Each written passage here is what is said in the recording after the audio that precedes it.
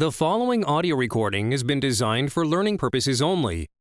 Do not share, distribute, or provide any type of copies, or this audio lesson will not be made available to you. Good luck with today's lesson.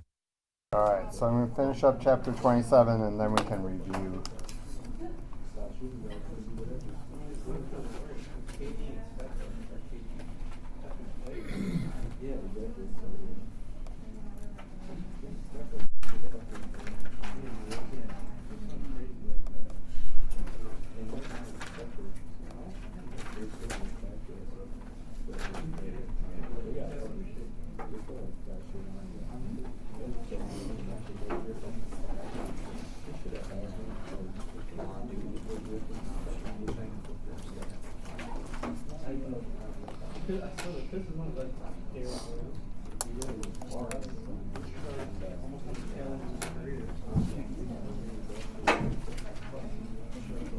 So I ended somewhere around here.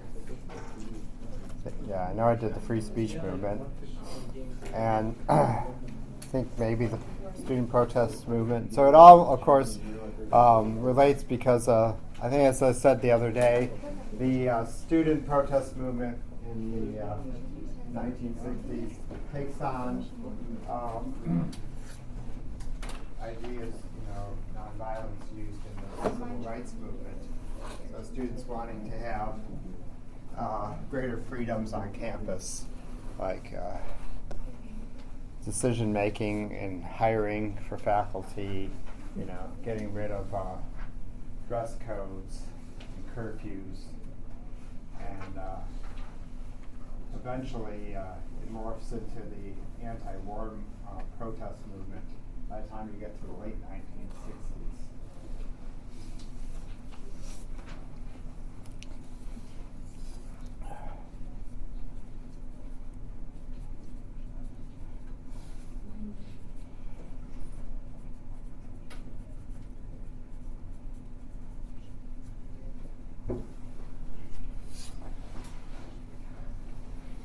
Of course, by the time you get to the late 1960s, with the anti-war movement, you also have a new version of the counterculture movement.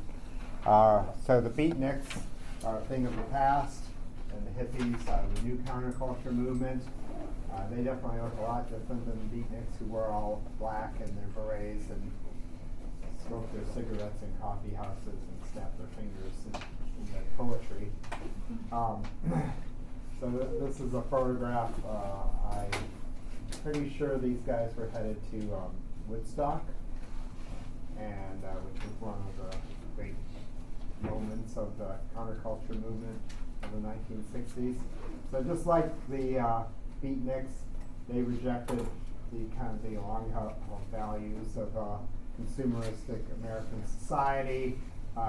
Their parents basing their existence on what kind of washing machine and dryer they had, things like that, 2 cars in the driveway, a house in the suburbs, and saying that there's more important things to life than buying stuff. So, and of course the hippies were active in fighting discrimination, poverty, and of course protesting the Vietnam War in the late 60s and early 70s. And their idea was non-conformists. So, they didn't want to fit in. So they didn't want to look like every other person, dressed in a suit and tie. But the only thing was then, basically, there was a certain uniform that the hippies wore. So then they all looked alike, wearing their bottom jeans and their tie-dye T-shirts. So in a way, they were fitting in. And actually, American consumerism, then you could start buying, all this stuff, like tie-dye T-shirts. You have to make them. You could buy them in the store. Actually, I remember my mom making tie-dye T-shirts with us when I was a kid. So one of the great moments of the hippie movement and the counterculture movement is the Summer of Love in Golden Gate Park in the Haight-Ashbury district of San Francisco, where lots of young people, thousands of young people came to San Francisco to be, and they would have said in those days. And started out as just like, kind of a great event where people played music and enjoyed being together and talking. But as time went on in the summer of '67, attracted more and more people, often undesirable people. Part of the problem too was that most people, of course, didn't have jobs, and so if you don't have jobs, you don't have money. A lot of people turned to crime, or some people turned to crime. Certainly drugs were prevalent as well. They didn't know drugs were bad for you, actually, those days. So, and part of the counterculture movement was all about drugs and trying to open your mind. Of course, a lot of times, basically what happened was it wrecked people's minds. But it caused huge social problems in San Francisco.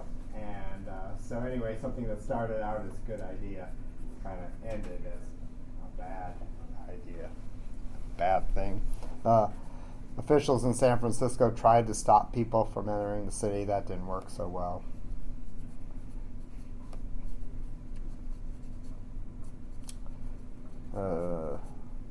Okay, so I had this working yesterday, so let me think of what I did.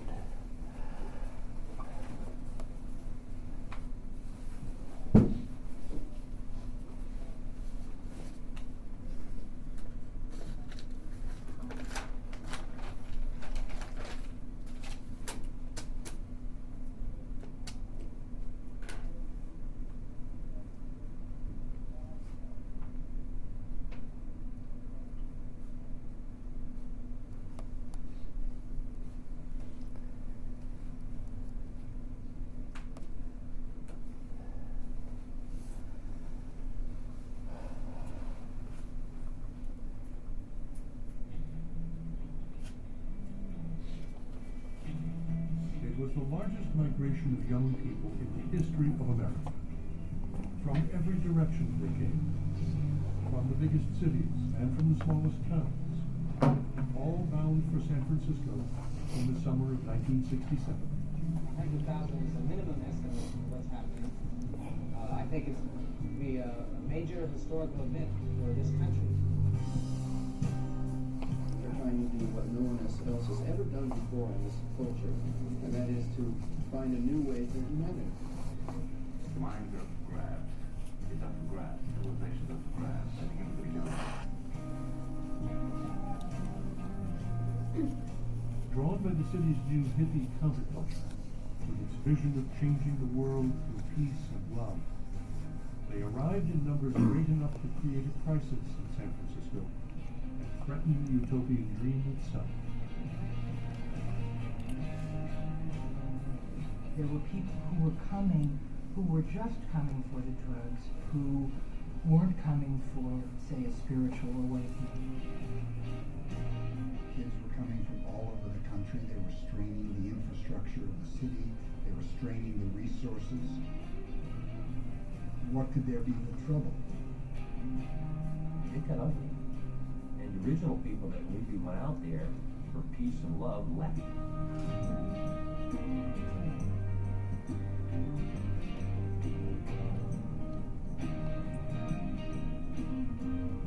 Yet thousands would be swept up by a revolutionary movement that would shape American life far beyond that turbulent summer.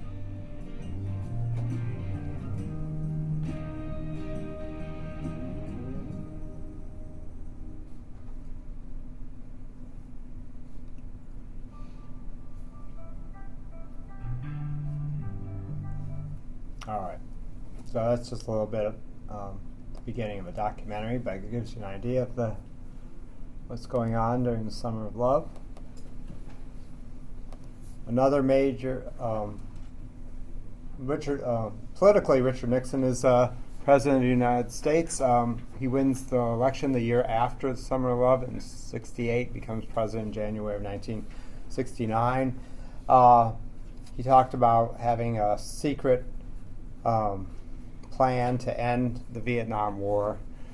In the end, he continues the war, and as I talked about in the past, he began a process of Vietnamization in which more Vietnamese troops were trained, And for ground troops, American ground troops are being withdrawn, but we rely on a policy of using more attacks by air, more bombings, and expanding the war beyond Vietnam into Cambodia. That first year of Nixon's presidency, you have two events. The moon landing in the summer of 69, July 20th, 1969, beating the Russians in the space race, something that had been envisioned by President Kennedy back early in his administration. Finally comes to fruition. That was his goal, that we would land a man on the moon by the end of the decade. And Neil Armstrong, of course, being the first man to set foot on the moon. And then, just shortly after the landing on the moon was the Woodstock concert, this another major event of the counterculture movement, in which 300,000 young people showed up for this music concert in Woodstock, New York, rural town, near a the rural town of Woodstock in upstate New York. It was an organized concert event, but the problem was that there were way more people that showed up than there were tickets, and there really wasn't the infrastructure to deal with 300,000 people who were going to be watching this concert for 3 days in a farm field. So that was the difficulty, but luckily everyone got along. There was actually a shortage of food, but everyone shared their food. I just saw an interview with a woman this summer because I saw a news report on the 50th anniversary of Woodstock. And in this news report that I was watching this past August was this woman who made sandwiches for 3 days. She said she saw there was a need, and that if these kids were her kids, she wanted to make sure they were taken care of. So she just made like peanut butter and jelly sandwiches for 3 days. Enormous amounts of peanut butter and jelly that she bought. But I thought that was kind of cool. So anyway, all the great bands of the era played. So it was a major thing.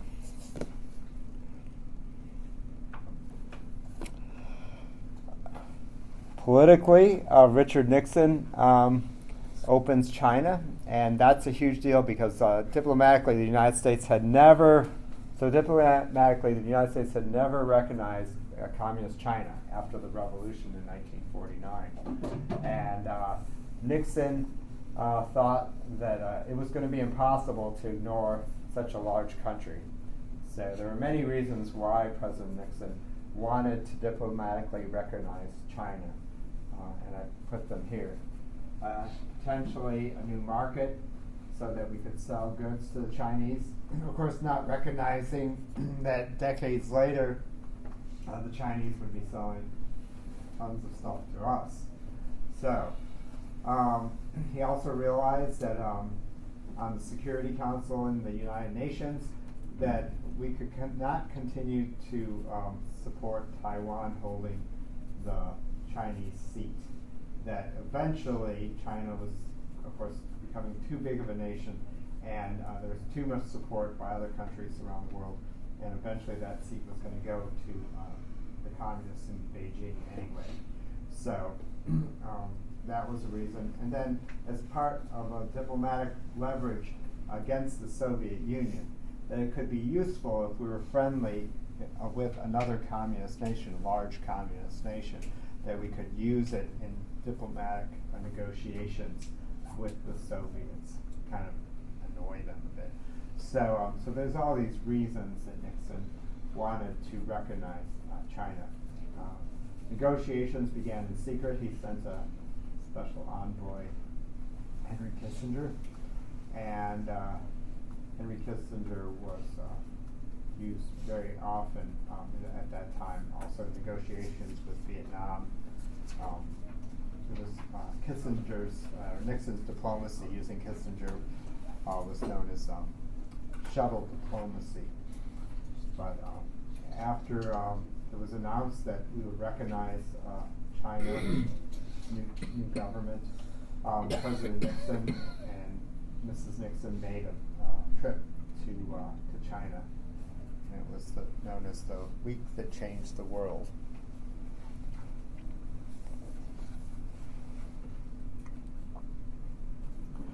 Of course, that would be one of the highlights of Nixon's legacy. Unfortunately for the president, he made the error of breaking the law and then recording it.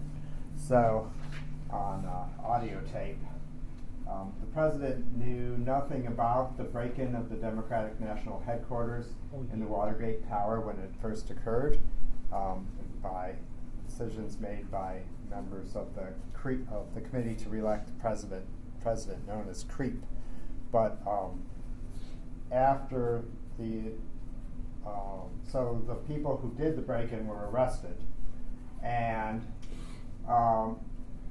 when the president was informed about what happened, and of course the link between the Committee to Re-elect him and the burglars, the president, instead of saying, well, authorities need to be contacted and those who are responsible need to fess up, well, he didn't do that. He just said that all contact between the White House and those who were responsible for break-ins, everything needed to be covered up and hidden. And so that was the error. And then he taped himself in the Oval Office telling his top officials, like his personal lawyer and the Attorney General, that they needed to work on this project. So, and in the end, of course, the president's lawyer and the Attorney General ended up going to prison for their involvement in this.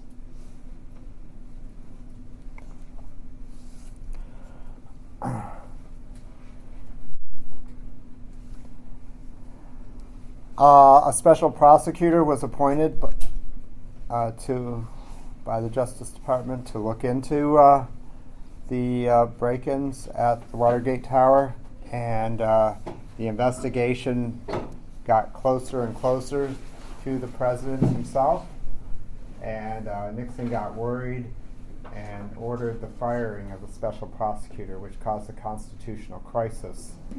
Within 24 hours, 1 million people either sent telegrams or letters to Congress and said they wanted an impeachment inquiry. They wanted the president to be impeached. And there was so much pressure that the president had to appoint another special prosecutor.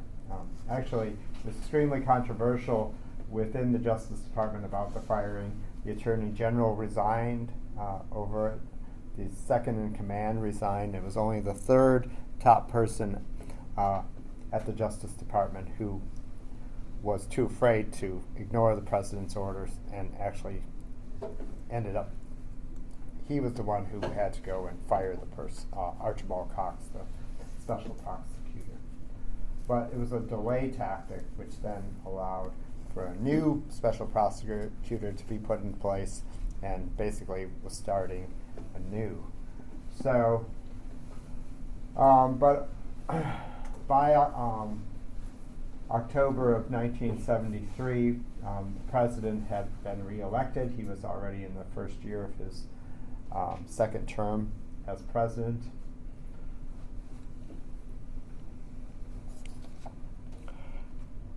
The tapes that the president kept became known through the investigation, and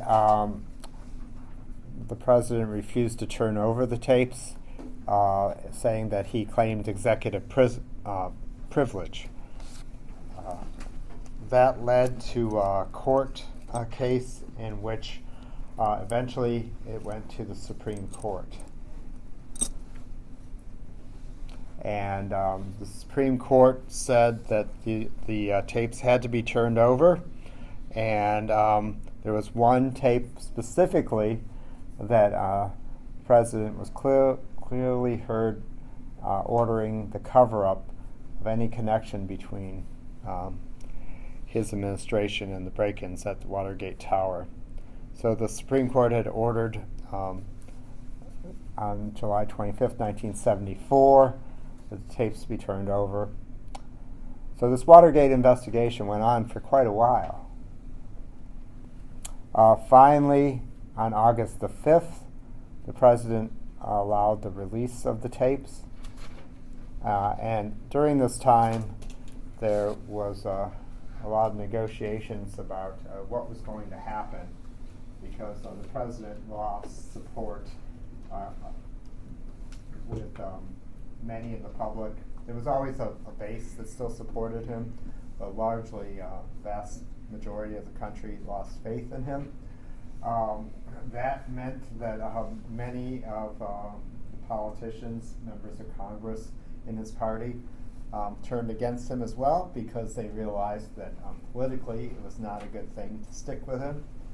And when Nixon realized this, he was pretty sure that he wouldn't be able to stand up to impeachment, and he didn't want to be the first president to be thrown out of office.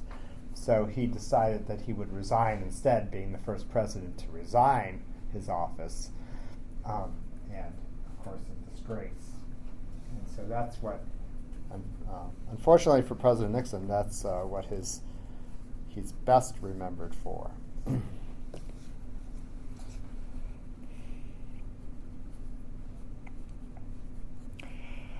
I should point out that by this time, Gerald Ford, the congressman from Michigan, Grand Rapids, Michigan, had been appointed Vice President of the United States.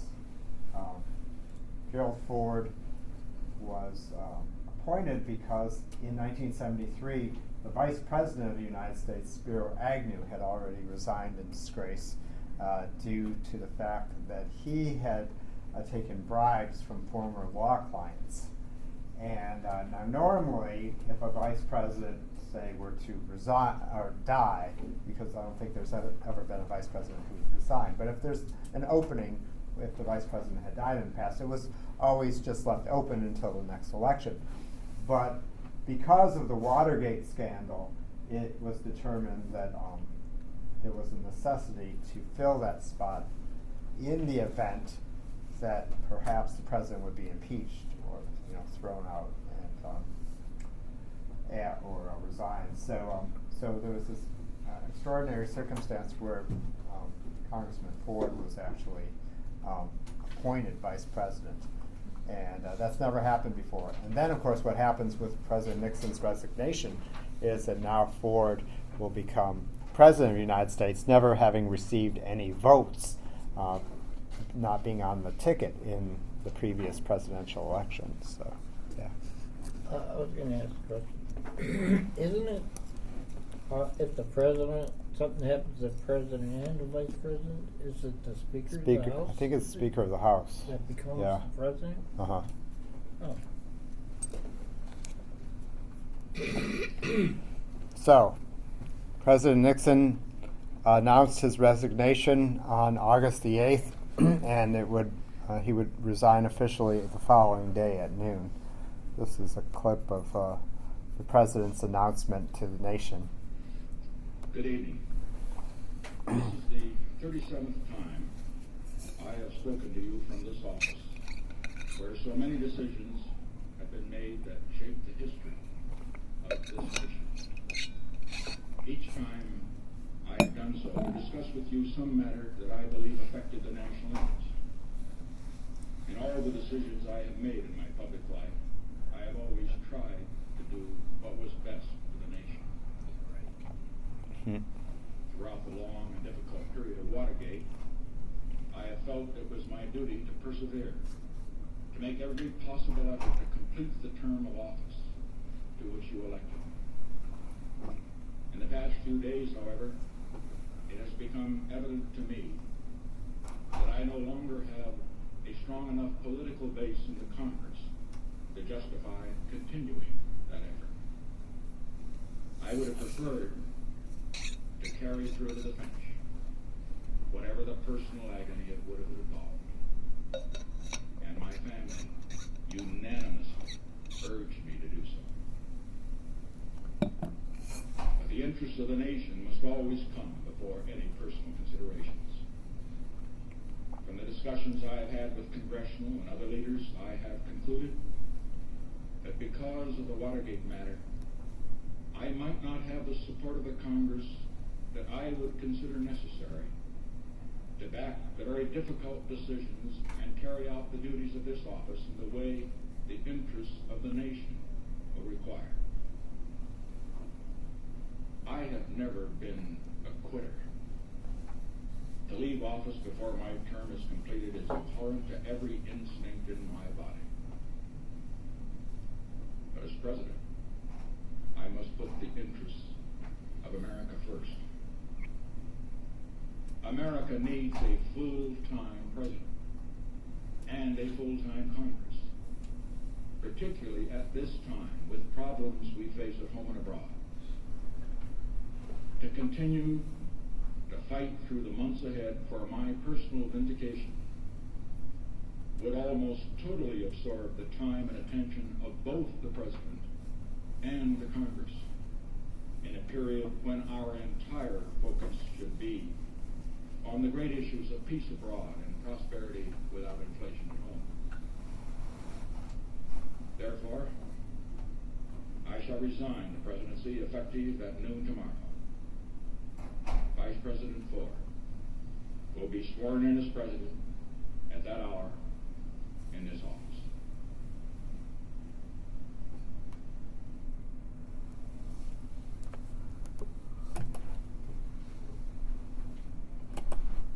So, with that, President would resign the next day.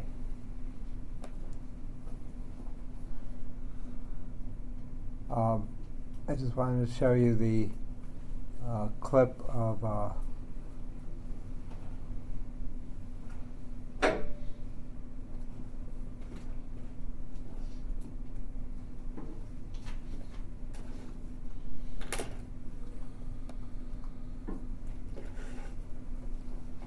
this is President Nixon leaving the White House then on the 9th of August.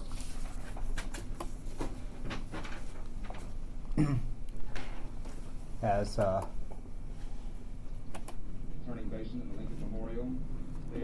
supporters gathered on the White House lawn, staff members. There is the man who will be president in another couple of hours, Gerald Ford and his wife, Betty Ford. Vice President Ford this morning, as he left his home to come here for this occasion, said it was indeed one of the saddest incidents that he's ever seen. There is the president waving goodbye to the applause.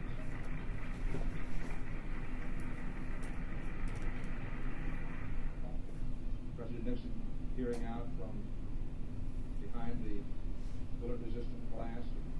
Vice President Mrs. Ford standing just to the left of Mr. and Mrs. Cox, and just in front of an old magnolia tree that was planted by Andrew Jackson.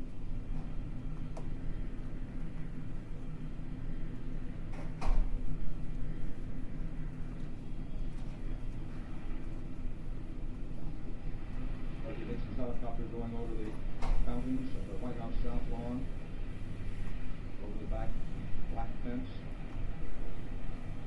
high over the ellipse.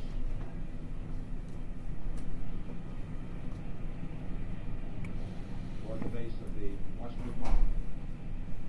President Dan is getting his last look now as he peers back from that seat in the helicopter. What a scene of the there. White House as President of the United States. This will be the last look. By the time that he comes back to this point, if indeed history decrees that he does at any point, he will of course no longer be the president. So, that was a very low moment in American history. It turned many people off from politics forever. Of course, politicians often don't have a great, aren't viewed very well in history anyway, many times. And this was really a low point in American history for politicians. Many people decided that they didn't want to go into public service after this.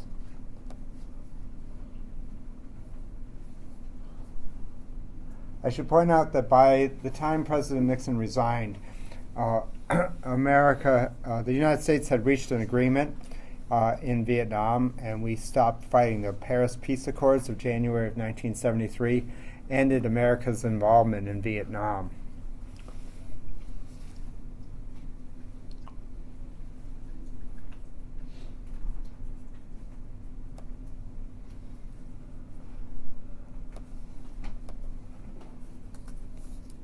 A few moments after President Nixon left the White House, Vice President Gerald Ford went into the East Room of the White House to take the oath of office, and then this is his inaugural address. We'll just hear part of it. My dear friends, my fellow Americans, the oath that I have taken is the same oath that was taken by George Washington and by every president under the Constitution. But I assume the presidency under extraordinary circumstances never before experienced by Americans. This is an hour of history that troubles our minds and hurts our hearts. Therefore, I feel it is my first duty to make an unprecedented compact with my countrymen.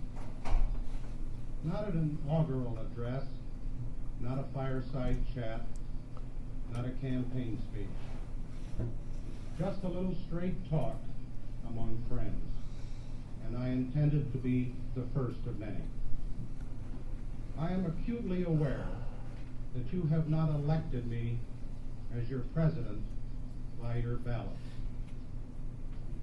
So I ask you to confirm me as your president with your prayers. And I hope that such prayers will also be the first of many. If you have not chosen me by secret ballot, neither have I gained office by any secret promises. I have not campaigned either for the presidency or the vice presidency. I have not subscribed to any partisan platform. I am indebted to no man, and only to one woman, my dear wife, as I begin this very difficult job. I have not sought this enormous responsibility, but I will not shirk it. Those who nominated and confirmed me as vice president were my friends and are my friends. They were of both parties, elected by all the people and acting under the Constitution in their name. It is only fitting, then, that I should pledge to them and to you that I will be the president of all the people. Thomas Jefferson said the people are the only sure reliance for the preservation of our liberty. And down the years, Abraham Lincoln renewed this American article of faith, asking, is there any better way for equal hope in the world? I intend on next Monday to request of the Speaker of the House of Representatives and the President pro tempore of the Senate the privilege of appearing before the Congress to share with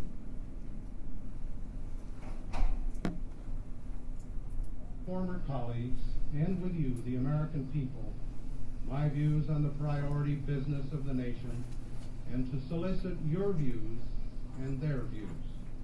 And may I say to the Speaker and the others, if I could meet with you right after these remarks, I would appreciate it. Even though this is late in an election year, there is no way we can go forward except together, and no way anybody can win except by serving the people's urgent needs. We cannot stand still or slip backwards. We must go forward now together. to the peoples and the governments of all friendly nations, and I hope that could encompass the whole world, I pledge an uninterrupted and sincere search for peace. So, a month after he became president, though, he ended up pardoning President Nixon, former President Nixon. And so this was extremely damaging politically to him, although he always claimed that there had been no deal made between President Nixon and himself. Nevertheless, politically it was very bad, and when President Ford ran for election in his own right in the 1976 presidential election, he lost to Jimmy Carter. I think something that's very interesting about after he becomes president, there's a few days before he can actually move into the White House. And so in those days, vice presidents had to rent a house. The Congress had just purchased a vice presidential mansion, but it wasn't being used yet. And so Gerald Ford and his wife were living in a rented house. And so after he became president that day, they returned to their rented house because Nixon had decided to resign so quickly that the house wasn't ready for them to move in. All the President and Mrs. Nixon's belongings had to be packed up and shipped out. So they go back home, and the First Lady actually was cooking dinner that night. And so she was there standing at the stove cooking dinner, and she goes to the president, "Jerry, there's something wrong with this picture." So I think that's funny that the First Lady had to cook their dinner that first night. So. I mentioned that America's involvement in Vietnam had ended, but we still, of course, had some troops in South Vietnam. Well, we had an embassy in South Vietnam, and but what happened was that finally in December, or not December, in 1975, what occurred was that the North Vietnamese had gone against the Paris Accords, in which there had been the war had stopped, and there was supposed to be a division, between North and South, so similar to what happened in Korea. Well, they go against that agreement and begin fighting again, and eventually are able to take the whole country, the whole part of South Vietnam, and finally they're able to take Saigon. And so the American embassy had to be evacuated.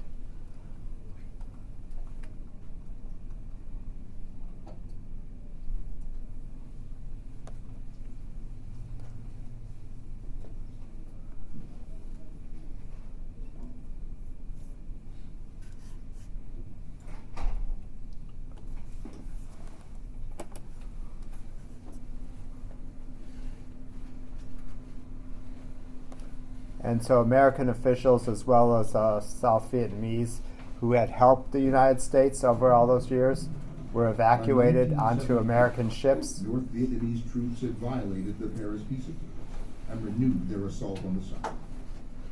It was clear the Republic of Vietnam would fall.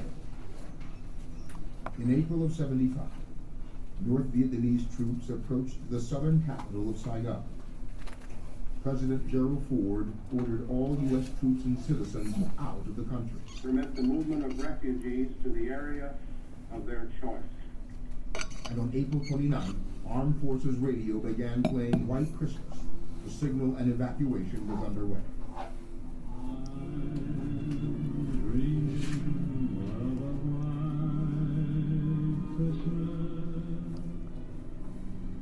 Captain Gerald Berry was assigned to rescue U.S. Ambassador Graham Martin.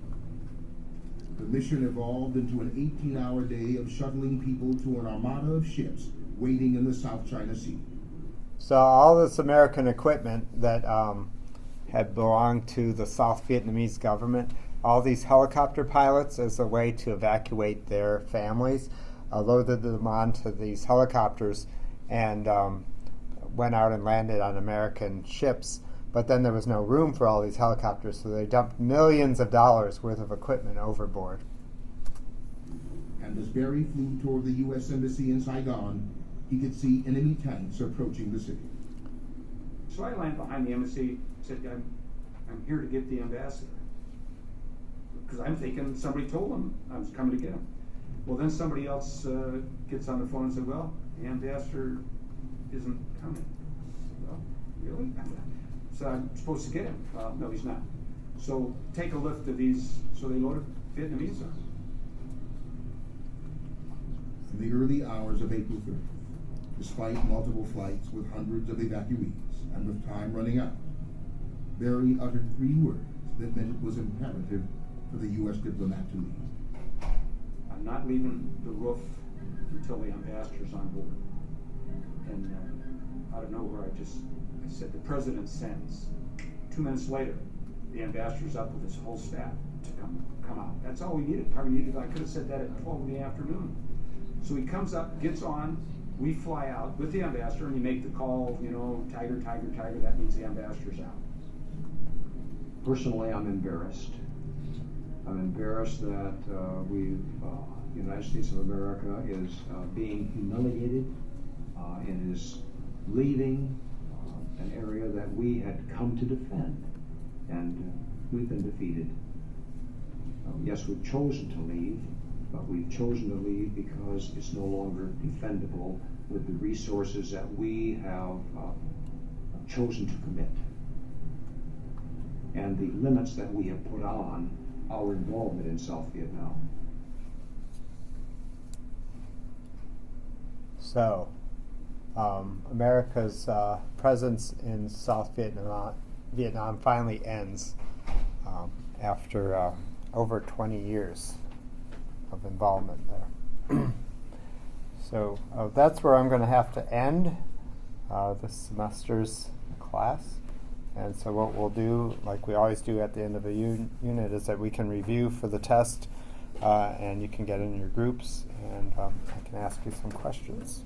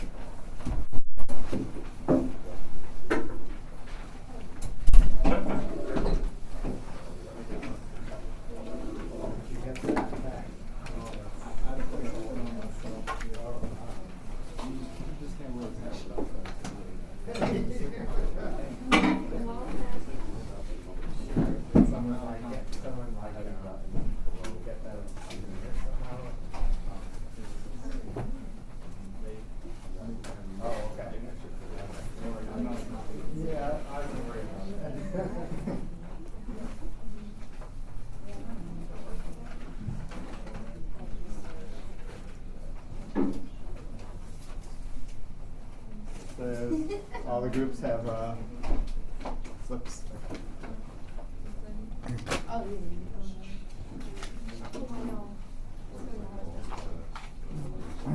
right. Tell me the name of the Southern Democrats that formed their own party after walking out of the Democratic National Convention in 1948. Tell me the name of the Southern Democrats that formed their own party. Tell me the name of the party when they walked out of the Democratic Convention in the summer of 1948. They were upset that President Truman had desegregated the military.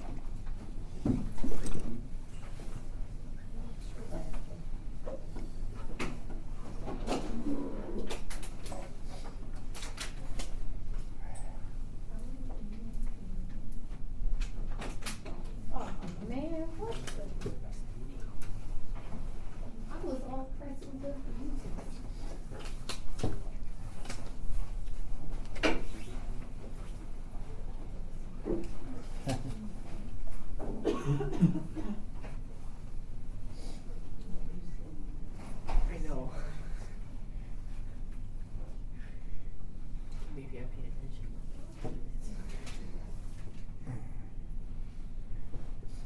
What's your team's name? Last day. Last Day. We did not vote on that. All right. So it's called the Dixiecrats.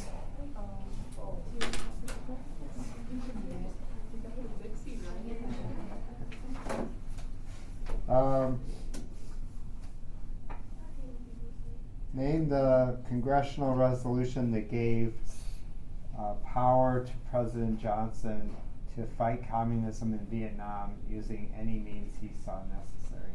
So name the congressional resolution that gave President Johnson the means to fight the communism in Vietnam using any means necessary. So essentially he gets any what? Essentially he gets the powers of war to launch commit the United States to war in Vietnam. But there's this congressional resolution that gave him that power. And it's related to the incident that occurred in early August, for sure on the 2nd of August that year, 1964. No.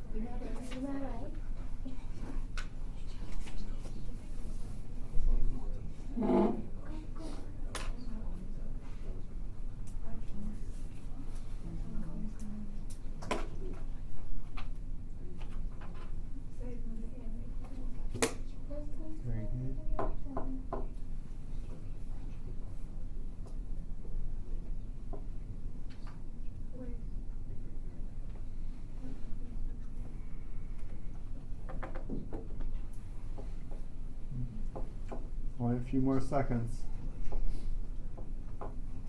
Nothing? Nothing? All right. It is the Gulf of Tonkin resolution.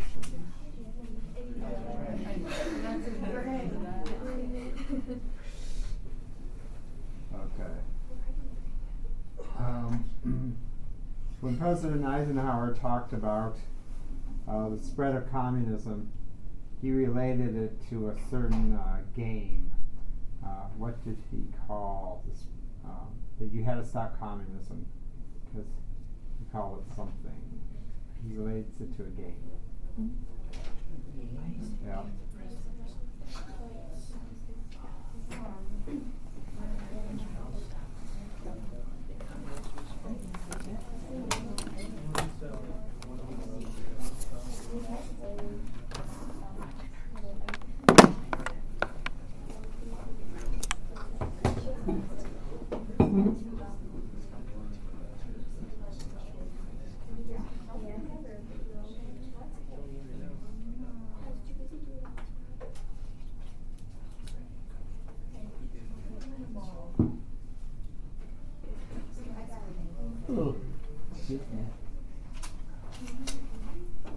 All right, close enough.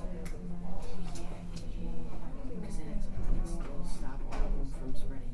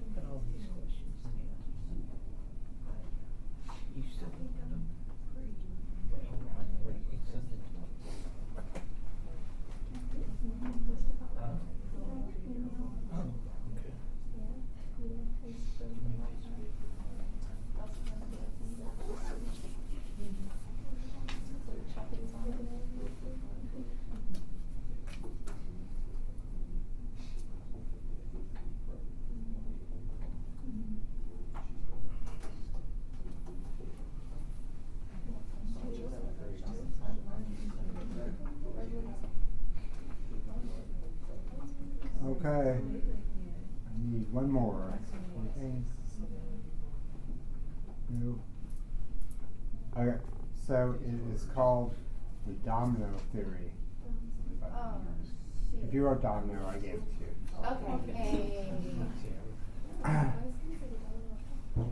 okay. A plan for large-scale nuclear buildup and massive nuclear retaliation under Eisenhower created a policy of protection known as what? Remember, he says we're not going to spend a lot of money on traditional defense like troops and tanks and things like that. We're just going to build bombs. As he built, there are only 1,000 nuclear weapons when he became president. There's 18,000 nuclear weapons when he leaves the presidency. So, what's the name of this policy?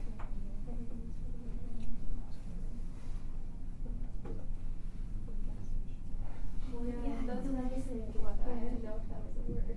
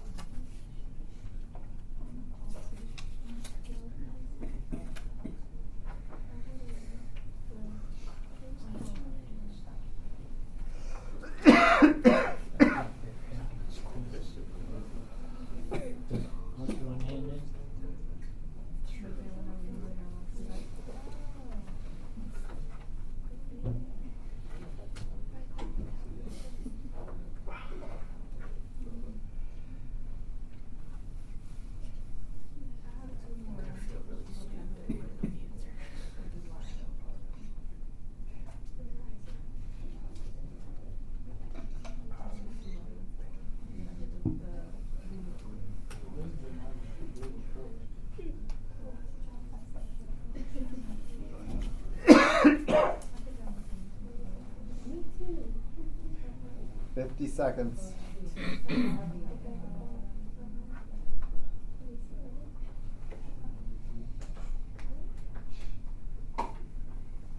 Only one team turned it in? 2 teams. Oh, there's only 3 teams. Nobody got right yet.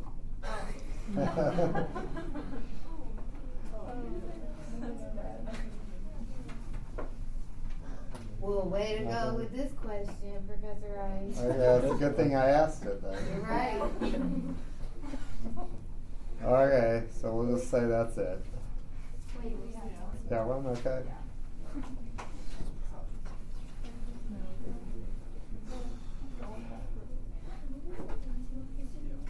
Got one right.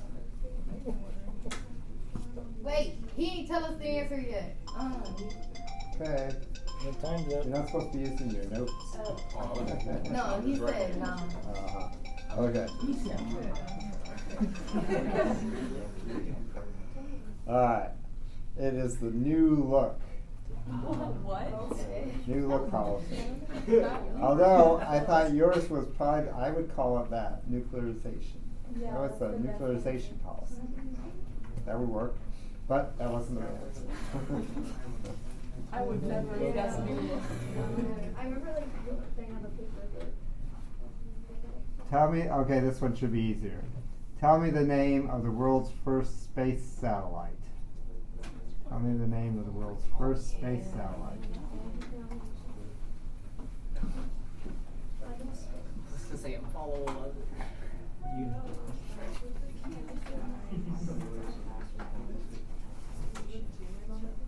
Oh, no, I didn't. Our name's not on it. Yes, it is.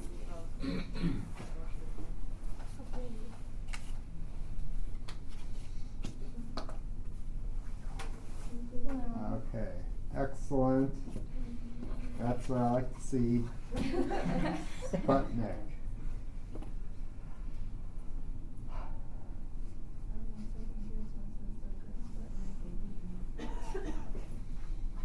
The Geneva Accords led to the division of what country at the 17th parallel?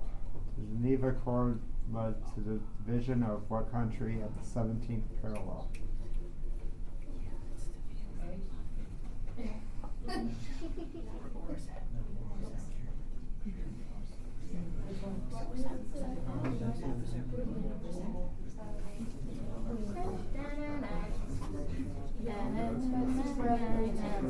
Are you so happy?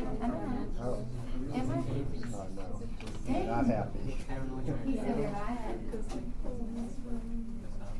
Yeah. Yeah, that's what I. I know. No one knows.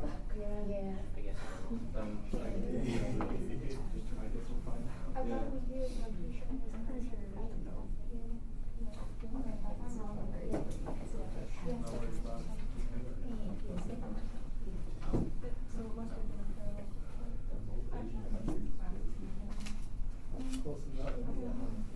It is Vietnam.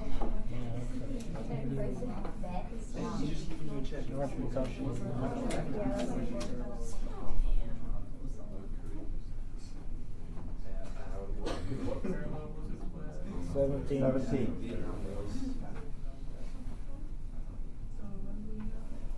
Yeah.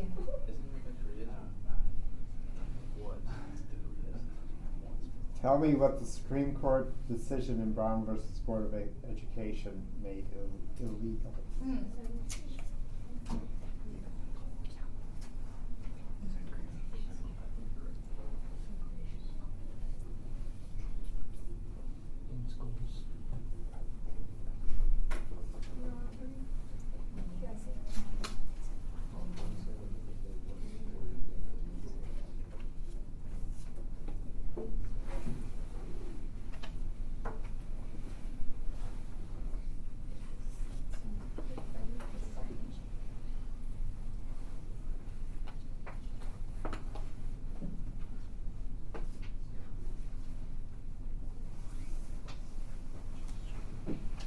I'm looking on 5 minutes. Please excuse me.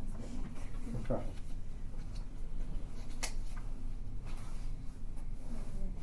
All right.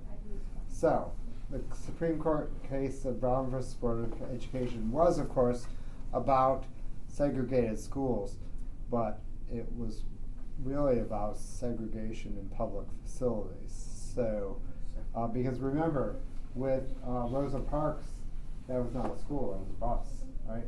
But that was the first test of segregation in the South after the Brown versus Board of Education. So just keep in mind, everyone's right, segregation in schools, but really it's segregation in all public facilities.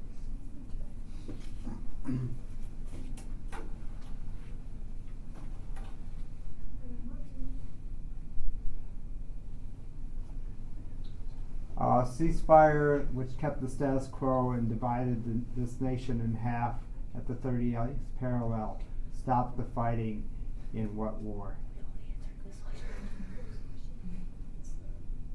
Ceasefire, keeping the status quo and a divided nation along the 38th parallel, ended the fighting in what war?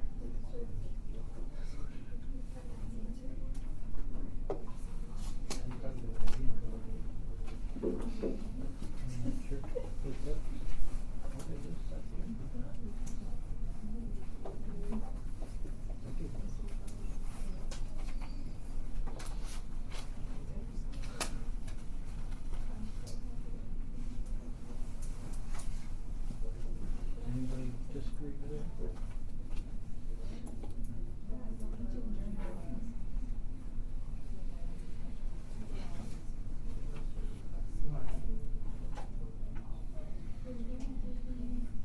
Okay. It was the Korean War. Good.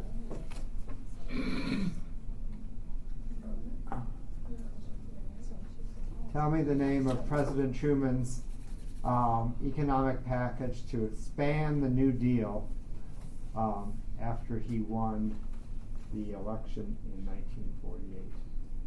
So he wants to expand the New Deal, continue on with Franklin Roosevelt's New Deal plan. But what does Truman call it now? Instead of a New Deal, it's a what?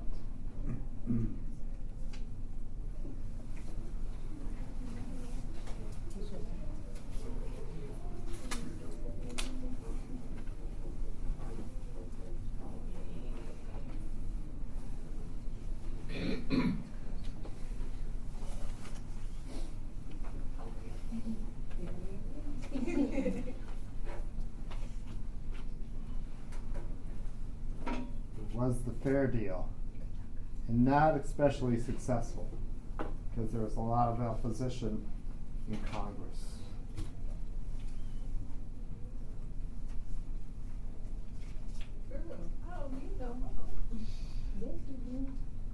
Tell me the name of the first mass-produced subdivision in the United States.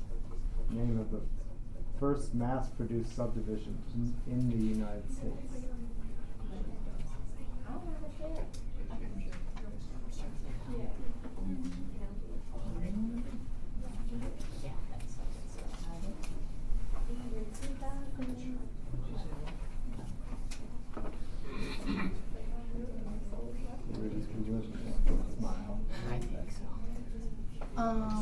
Over there, you know, there's the train tracks for the train that crosses through. I was off of, it's called Cary. Okay, I don't know. On Drake. So you would have to drive down Davison a little bit and then turn down Concord. Yeah. I lived on Van Dyke. Off of Van Dyke in a street called Life. See, I went to the school. There was like a church in front, and then a school, and then a health center. It's called Carl T. Rowan on 6 Mile. Okay. And then there's like it was a Catholic school and church in front of it. Oh, okay. I went to Lynch School. That's not far from there. Yep. And then I went to Holy Name. Oh, okay. Oh, we But they moved closed that. from Detroit. We didn't move to East Point. Oh. We moved to Sterling Heights.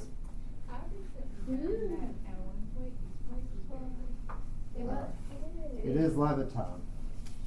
So that's good.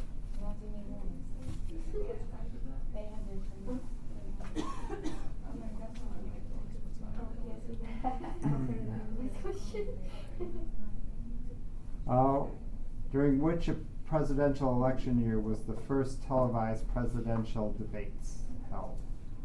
During which presidential election year was the first presidential debates held?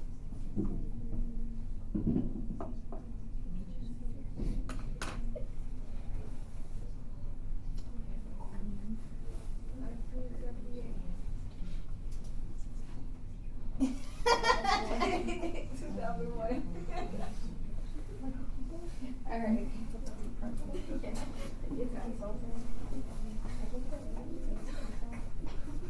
Bork, yeah. Professor. I should put this on my Christmas tree. You gotta unwrap it though to figure out their answer. Oh wow. No, it was actually like the bow on top of it. Yeah. Oh well, Professor Rice, did you know that you're my favorite teacher? Thank you very much. I really enjoyed this class. That and getting an A on your test will get you a good grade. That too. I remember I had a very nice year for my family project. Oh, wait. You got a comment? Yes, I got a Professor comment. Rice. What? You didn't comment on my stuff. What the? He said very nice Indian. Yes. Okay. I'm about to die. Oh my God. I felt so good. The one who talked the most. I couldn't even get a comment. Sorry. Oh, you got. It's not that sometimes I just don't comment because they're good, and I keep feeling like I'm just saying like, oh, that's It's good. just repetitive. But they are good. Thanks.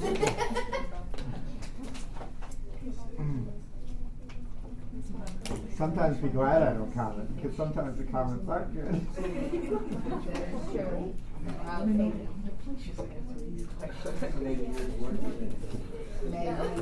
No. Am I completely done with yours? 2 out of 2. Okay. No, I am. Amanda, great job. Thanks. Yay. Yeah.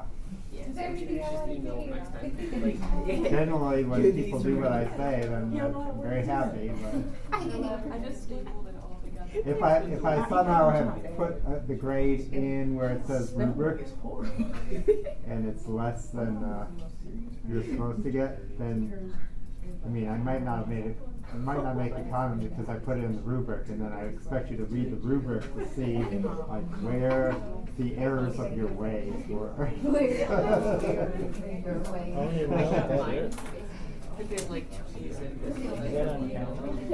Alright, so that's good. You all had, well, actually, it is 1960 and not 1964. And I did show a clip of it. Oh, that's what I'm thinking. Yeah. Which helped Kennedy win. Also, those dead people who won, who voted, they helped him win too. What's that? Yeah. They were like, if it was anybody else, they wouldn't have bought them. So the student protest movement began with the free speech movement in 1964 on which college campus? The free speech movement, which begins, which is formed on a certain college campus, and that's where the protest movement began. Even though the Port Huron Statement was written a few years earlier, which was the blueprint for the student protest movement. Man, you guys are efficient. What's the next one?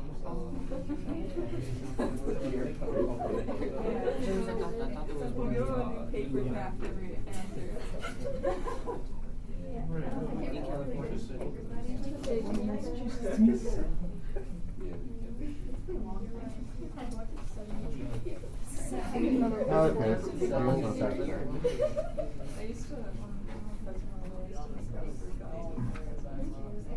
It was the University of California, Berkeley. Wait, is it still right because we didn't put Berkeley?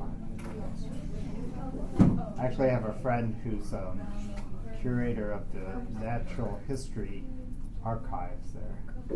She has like one of 7 jobs like that in the whole country. It's very cool.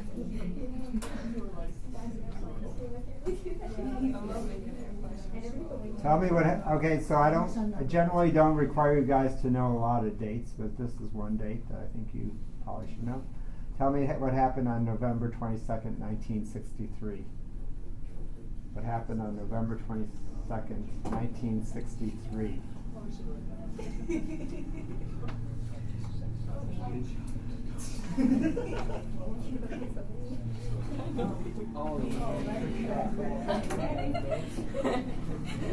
That was date night. That was date night. Are there any other dates on the test? Maybe. SEN. The question was, is there any other dates on the test? As long as you put nation. I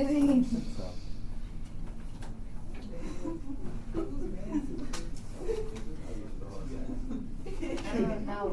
A boat. You need a boat for your airplane. I got the last one. I got that right. Good. That one. That's actually nice. It's The on little the ones plane. don't do. Okay. No, that's pretty good. Who's doing it?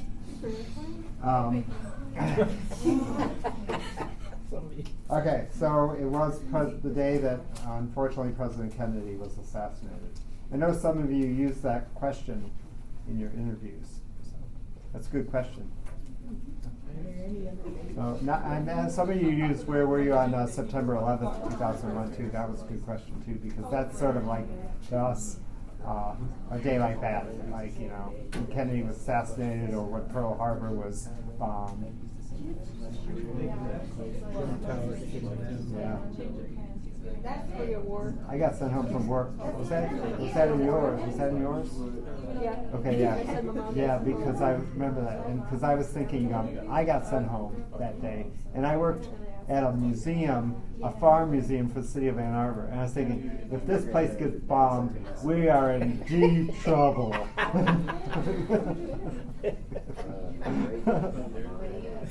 Yeah, like who's gonna bomb me?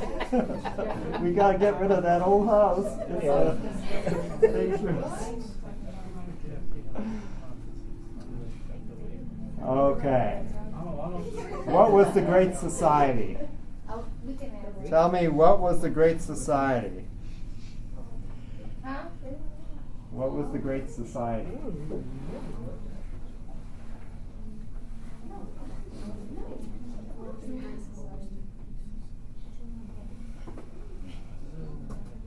Oh, I made it.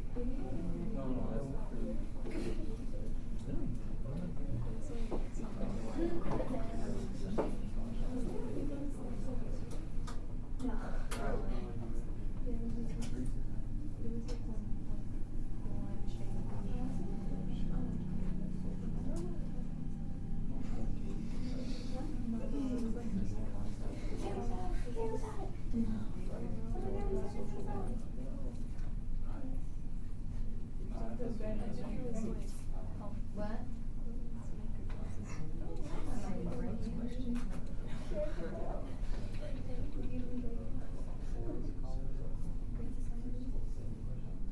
Am I right?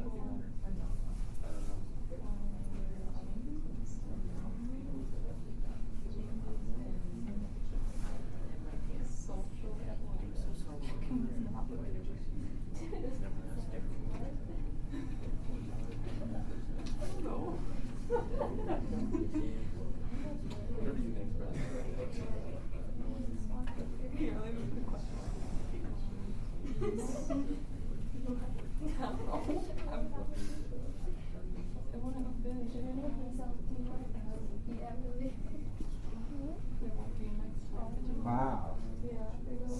So are you an art student? We're both art students. Oh, really? Cool. Well, at one point. Yeah, we were. At one point. High school.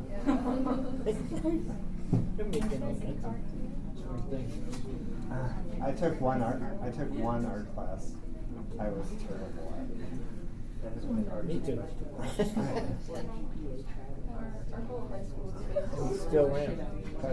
Terrible am. I can do a little sketching, but yeah, I'm not. I was terrible in my art class. Okay. That was 2 minutes. I went to International Academy of College. I mean, it's top school in the state. He can, yeah, I wasn't feeling it. Anything? He said he tried. No. Okay.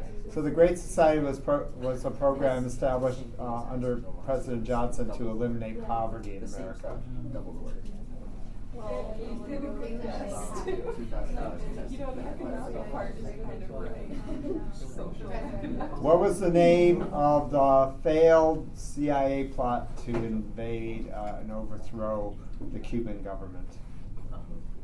Tell me the name of the failed CIA plot, which was to overthrow the Cuban government.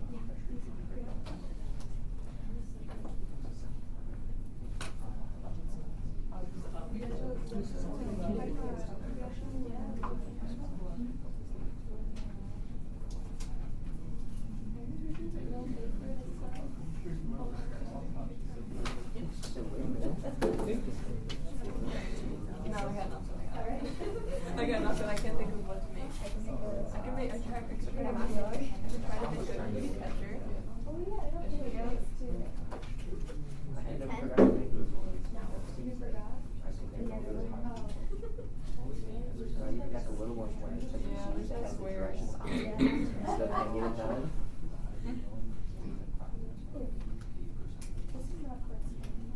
Yeah, it needs to be a perfect square to do it.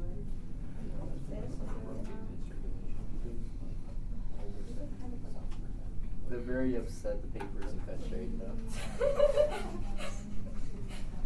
Oh, that's good. I'm usually cutting this paper at like 11 o'clock at night. You know, that's fair.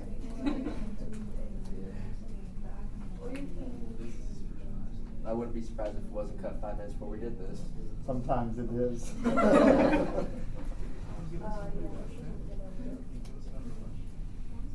Did you give us a question? But I'm waiting for one more to come in. You did. Nothing? No?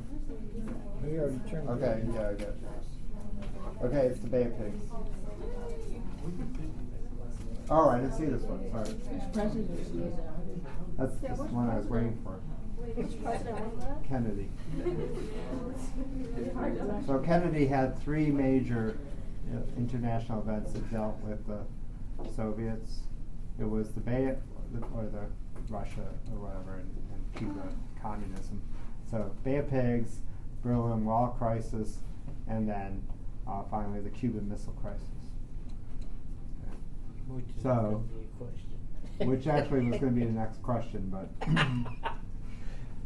so just keep in mind that the Cuban Missile Crisis is the closest the world's ever come to nuclear war.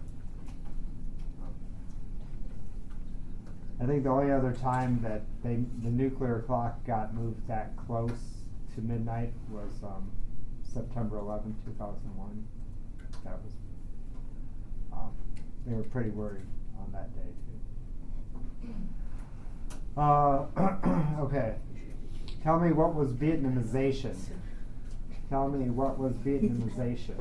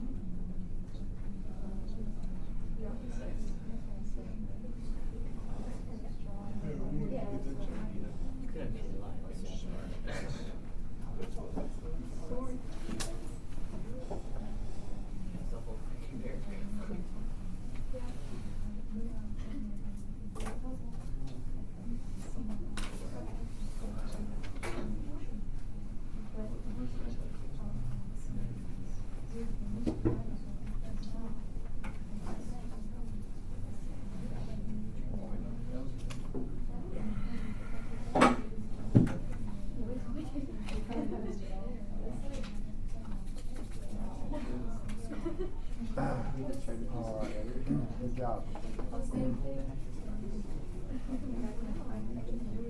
So it was to train the South Vietnamese troops to fight so that we could withdraw our ground troops. What was the name of the secret Oval Office recording in which President Nixon was ordering the cover-up of the Watergate break-in? Just today. Tell me the name of the secret White House tape or Oval Office tape in which President Nixon was ordering his aides to cover up the White House knowledge of the Watergate break-ins.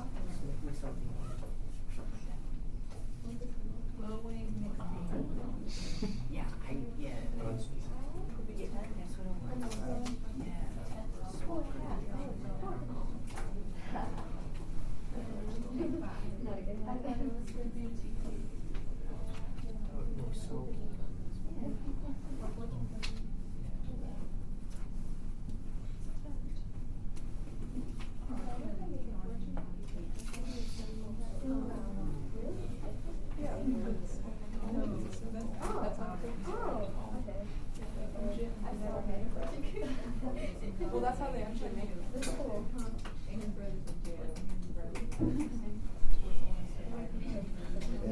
Okay, the smoking gun tape. That's right. Okay, so here's something that I didn't talk about, but is in your vocabs, and is tell me what détente refers to. Tell me in the 1970s. Tell me what détente refers to.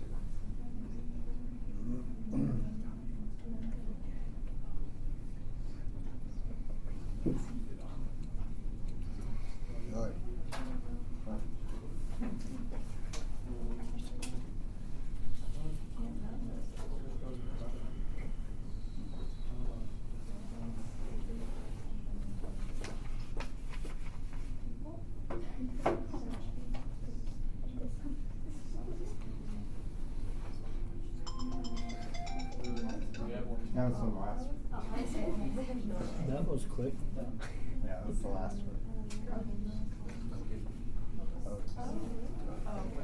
Let's just guess.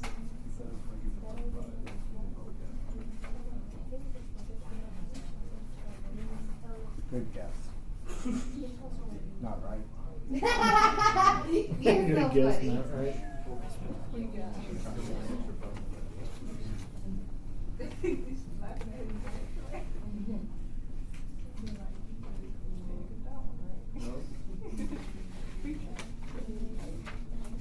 It has something to do with kind of along those lines, but not necessarily. It has to deal with the, well. This way. Well, we were somewhat there. Sound close enough. On the first day you got she was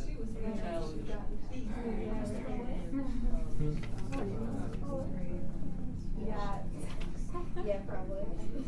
Well, this is like a good, like, it would no. Yeah. But like, this is also a good base to see how much you know, like, without, you know. Yeah.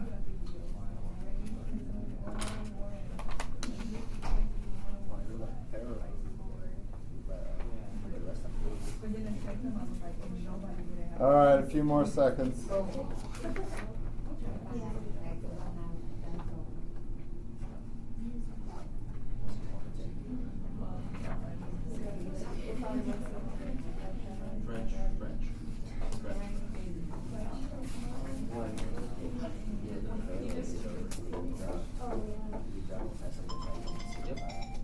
Okay. Wait, hold on. No, wait. Time's up.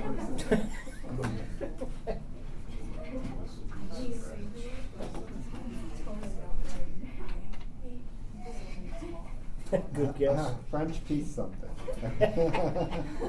So it's the lessening of tensions between the Soviet Union and the United States, and you can also include China in there. So that was a good thing because, of course, there's such worry about nuclear war at the time.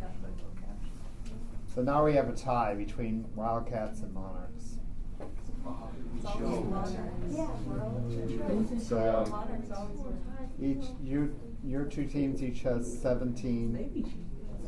You guys, oh, and actually you guys are tied now too. You guys have each 12. So. When Daniel Ellsberg released secret documents relating to Vietnam and how the government lied to the American public over the course of many decades, those secret documents were called something. Tell me the name of those secret documents. Daniel Ellsberg released to the public, telling how the government lied about Vietnam over the course of several decades.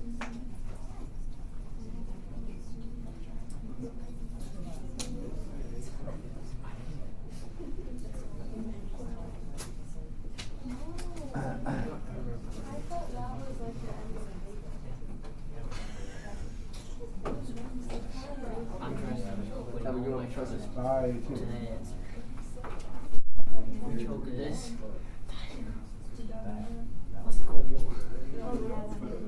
Yes.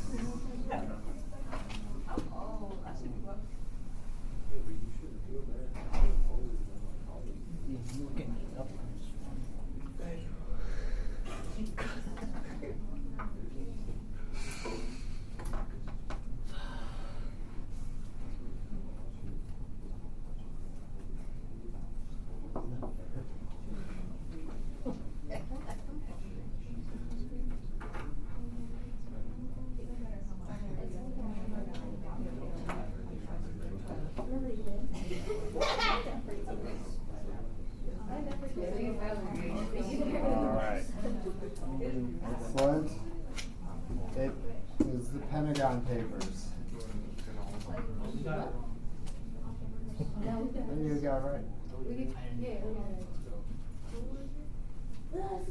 Files, papers.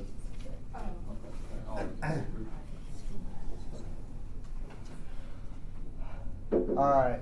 So the policy of containment changed under President Nixon when he told our Asian allies that we would no longer, that they should no longer count on the United States to come to their aid militarily.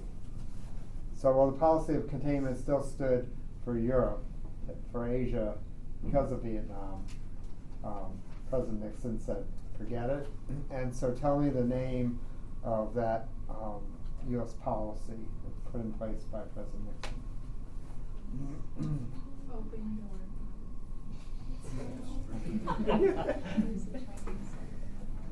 That was about 80 years earlier. Yeah. 80 years. I'm glad you remember.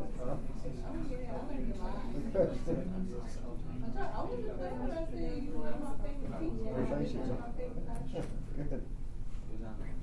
Spent a lot of time. Oh yeah. I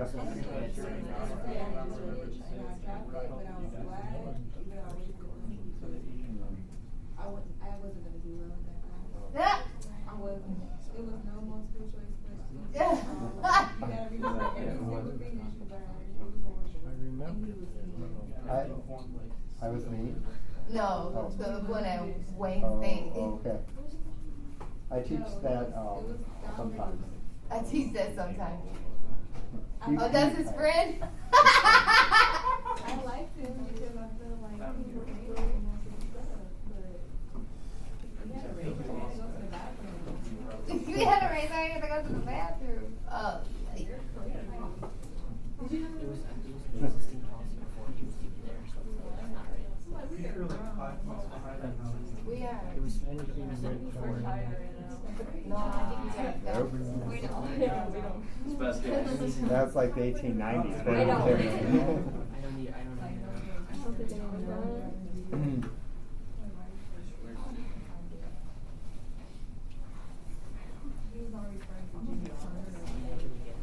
That's not it. Close. Close.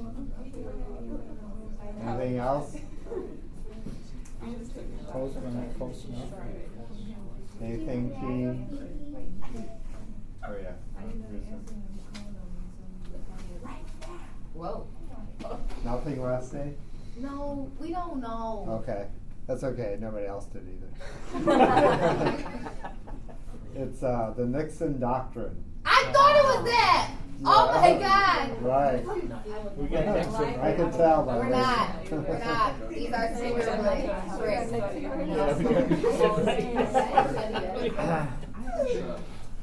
It was a policy, right? Okay, here's another one, but I didn't talk about this, so you would have had to read it. Oh, okay. Asking it. Hold on now. Don't even ask me. Just put that back. Where you got it from? Don't even ask Don't even put it on the What do you mean? So tell me the name of the Alabama governor that stood in the doorway of the University of Alabama to try to block the admission of 2 black students. Oh! Wasn't that like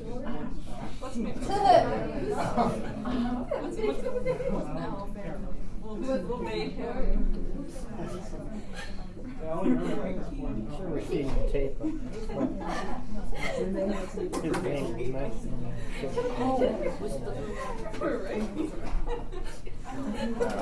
Are you talking about the little round nine?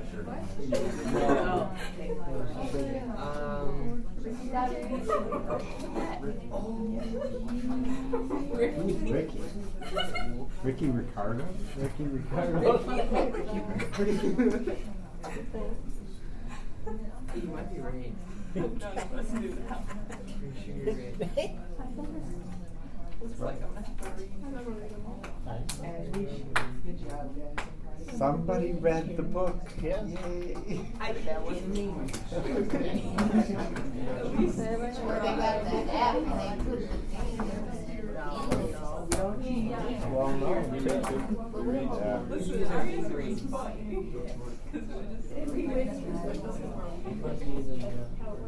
We're just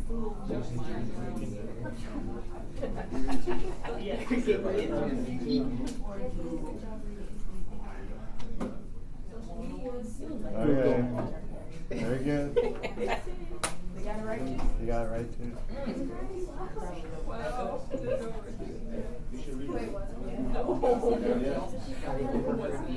This is not my duty. As long as we have. Oh, you're right. It's not mine. It's not my friend. All right, excellent.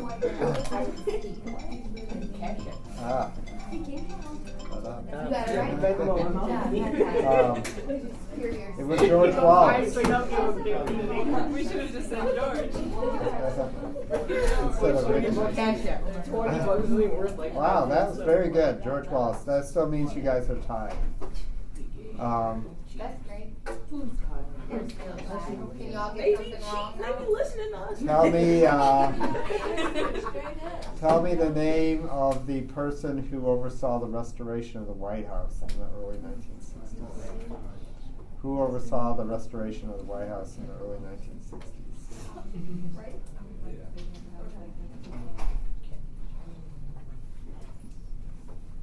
Eleanor Roosevelt. Melania. Everything gold. They have everything gold. I like how it's like shit. Who's actually gonna go?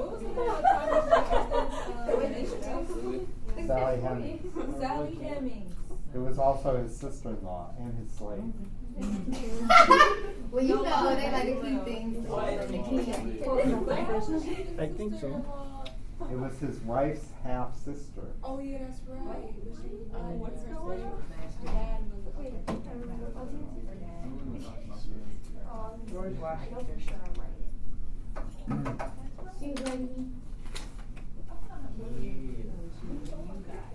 Was she a light-skinned person or a Yeah. dark? Okay. And their children, I read that so one of the sons that Jefferson had with Sally Hemings was white and with red hair, and he was the butler at one point. And so I read an account of a visitor to Monticello that said she looked up from the dining room table, and standing behind the president was the butler, who was a spitting image of Jefferson. And so everybody knew. So, and then the family for decades tried to say, "Oh no." They was real sisters. Thomas was doing it. So now y'all.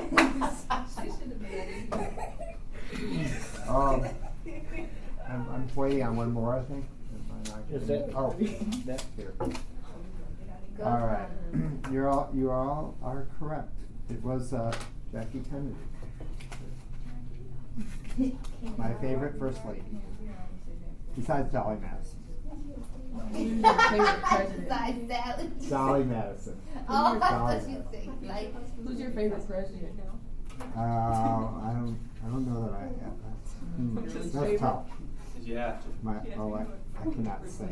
Is it Trump? No.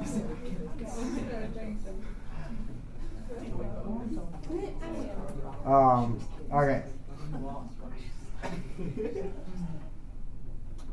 Tell me okay, so there's many horrible atrocities that occurred during the Vietnam War, but tell me the name of the atrocity in which American soldiers killed a village primarily of women and children.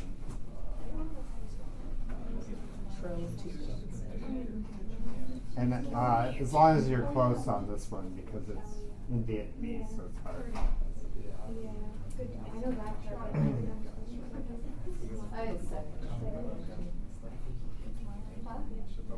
We? That's what I'm saying.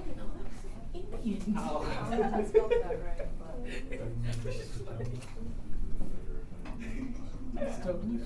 What's a joke? I suck at spelling.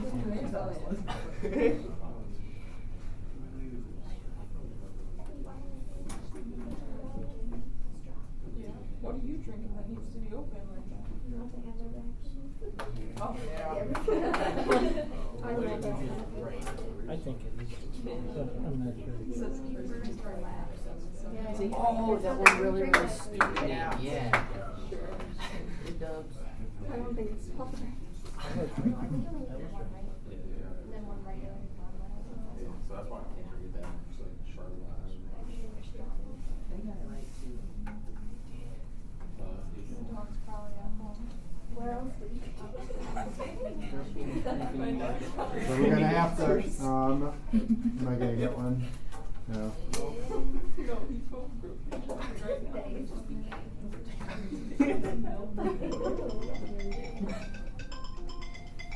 I'm good. All right. So it's the Miley Massacre. Good job. Okay, so we're gonna try the last two. The last question is going to be between these two groups because they're ties.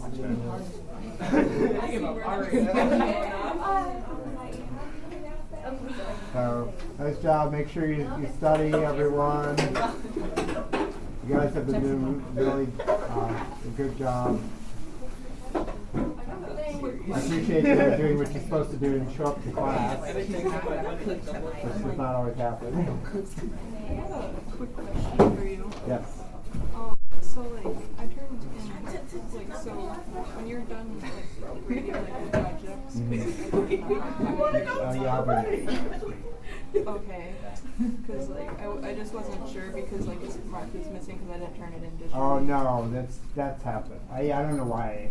Well, yeah, but even when I put grades in, did I put your grades in here? No. Okay. That's I think I've mostly done reading the hard copies. I just haven't gotten the grades. Okay, I was just like making sure because it's the last Yeah, no, it's fine. No, as long as you turn in the paper copy, I have. Alright, thank you. Yeah, How about this guy? okay, so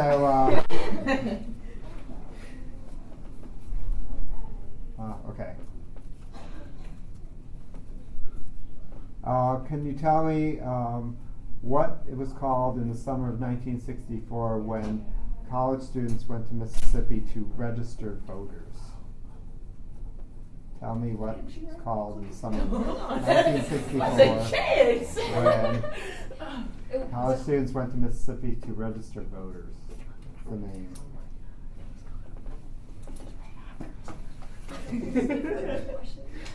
I hope you guys wrote hot girl summer. What? I hope you guys wrote hot girl summer. That would be wrong.